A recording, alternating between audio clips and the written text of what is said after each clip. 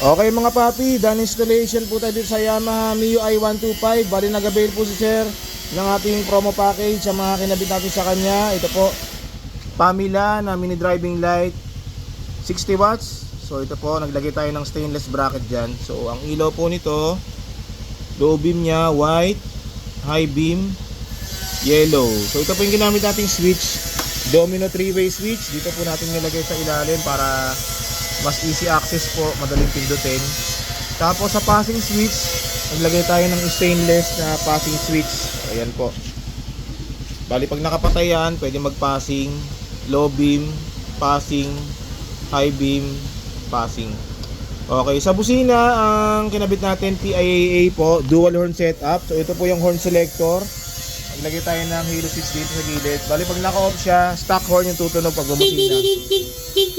Long press, magra-rapid. Okay. And then switch, PIA horn. Long press, rapid. Ayan. So rapid at combo lights po ito. Low beam, rapid. High beam, rapid. Ayan, okay mga papi. So kung nagustuhan niyo ganitong